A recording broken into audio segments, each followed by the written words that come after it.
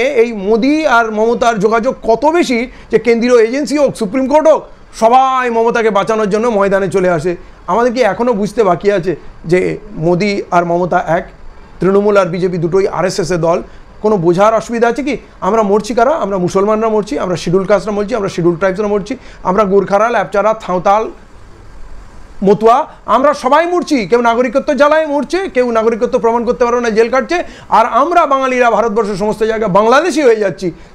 তো মানে দেখে বোঝা যায় কোনো ভদ্রলোকের ঘরের ছেলে, সে থানায় গেছে, তাকে কোনো অপরাধ ছাড়া একটা ডায়েরি করতে গেছে, তাকে বলছে তুমি উঁচু জোরে কথা বলছো। আপনি বলুন তো একটা শিক্ষিত মানুষ কত জোরে কথা বলবে?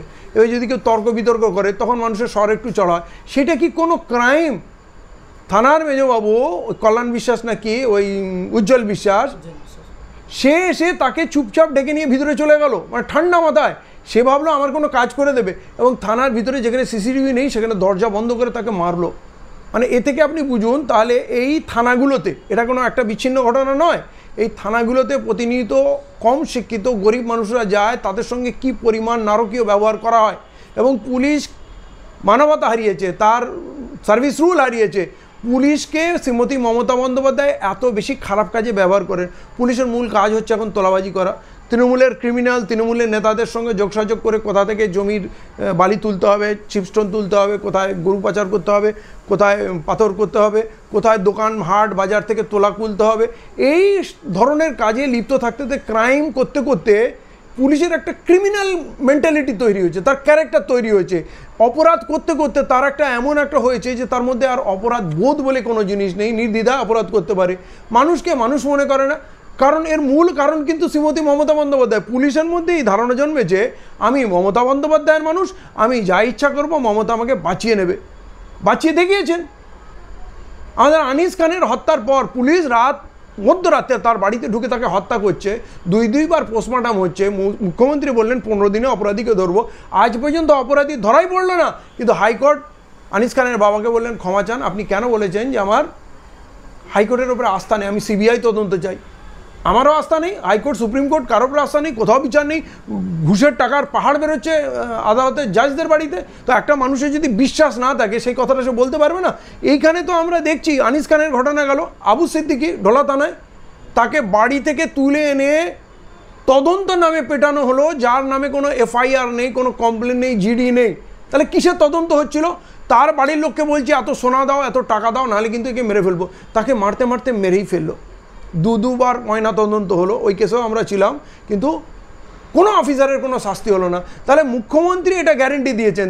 আরজি করে যে তিলোত্তমার ঘটনা, ডিউটিরত অবস্থায় হাসপাতালে তার কর্মক্ষেত্রে পুলিশ কর্মীর হাতে তার ধর্ষণ এবং হত্যা হলো, তার কি ফাঁসি হলো?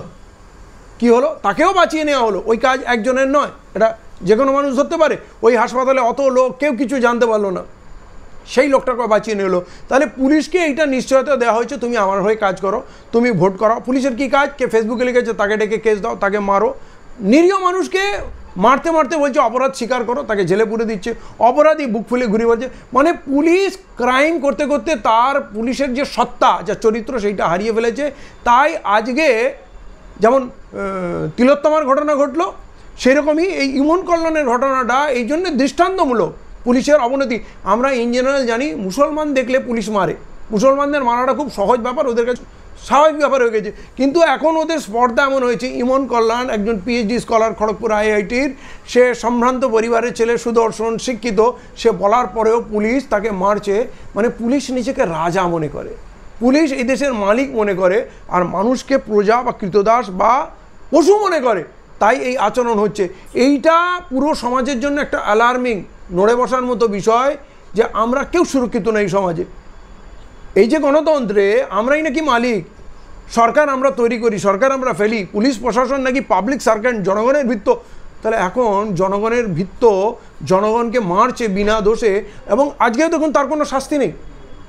ওই অফিসারকে কোনো শোকজ করা হয়নি, সাসপেন্ড করা হয়নি। বড়জোর কাল যদি উত্তাল হয় তাহলে বলবে ঠিক আছে, খুব বাড়াবাড়ি হচ্ছে, তুই যা, ছুটি তো পাওয়া যায় না, বউকে নিয়ে 15 দিন ঘুরে আয়, হ্যাঁ, সিমলা টিমলা কাশ্মীর ঘুরে আয়, হ্যাঁ, আমরা এই কেসটাকে ম্যানেজ করে নেবো। তাহলে পুলিশ অপরাধ করলে পুলিশ কেন লকাপে যাবে না? পুলিশ কেন জেলে যাবে না? আইন তো সকলের জন্য সমান, এটা তো আমরা শুনি। তাহলে যতদিন আইন সকলের জন্য সমান, এই ব্যবস্থা যতদিন লাগু না হবে, পুলিশ অন্যায় করলে যতদিন পুলিশেরও শাস্তি না হবে, ততদিনই গণতন্ত্রের কোনো মানেই থাকলো না। পুলিশ তো মালিকের মতো আচরণ করছে, এবং এর জন্য আমি মুখ্যমন্ত্রী দায়ী করি। প্রতিটা ঘটনায় উনি ক্রিমিনালকে বাঁচিয়ে নেন। বকটুই ঘটনায় দেখুন, একজন আসামি, সিবিআই তাকে তার কাস্টাডিতে মেরে ফেললো। সিবিআই নাকি কেন্দ্রীয় সরকার, মমতা মোদি নাকি ঝগড়া আছে। তাহলে মোদির সিবিআই কেন ওই অপরাধীকে ভেঙে দিল, হত্যা করলো, যখন তার বয়ান এত ইম্পর্টেন্ট? মুখ্যমন্ত্রীর দলের অনেক লোক ফেসে দিতে পারতো। তাহলে মুখ্যমন্ত্রীকে সাহায্য করার জন্য সেইখানে কিন্তু সিবিআই সেই অপরাধীকে হত্যা করলো বা মেরে ঝুলিয়ে দিল, ফাঁসি বলে দিল। আবার দেখুন, যখন তিলোত্তমার ঘটনা ঘটলো আরজি করে, তখন সুমোটো সুপ্রিম কোর্ট ঢুকে গেল, ঢুকে বলছে ডাক্তারদের তোমরা ডিউটিতে আমরা দেখছি। কই মণিপুরে তো সুমোটো সুপ্রিম কোর্ট ঢুকলো না, পুলওয়ামা কেসে তো সুপ্রিম কোর্ট ঢুকলো না যে আমরা দেখছি। তাহলে এইখানে এই মোদি আর মমতার যোগাযোগ কত বেশি যে কেন্দ্রীয় এজেন্সি হোক, সুপ্রিম কোর্ট হোক, সবাই মমতাকে বাঁচানোর জন্য ময়দানে চলে আসে। আমাদের কি এখনও বুঝতে বাকি আছে যে মোদি আর মমতা এক? তৃণমূল আর বিজেপি দুটোই আরএসএসের দল। কোনো বোঝার অসুবিধা আছে কি? আমরা মরছি কারা? আমরা মুসলমানরা মরছি, আমরা শিডিউল কাস্টরা মরছি, আমরা শিডিউল ট্রাইবসরা মরছি, আমরা গোর্খারা, ল্যাপচারা, থাঁওতাল, মতুয়া, আমরা সবাই মরছি। কেউ নাগরিকত্ব জ্বালায় মরছে, কেউ নাগরিকত্ব প্রমাণ করতে পারবে না, জেল কাটছে। আর আমরা বাঙালিরা ভারতবর্ষের সমস্ত জায়গায় বাংলাদেশি হয়ে যাচ্ছি। তাহলে আমাদের এই যন্ত্রণার সমাধান কে করবে?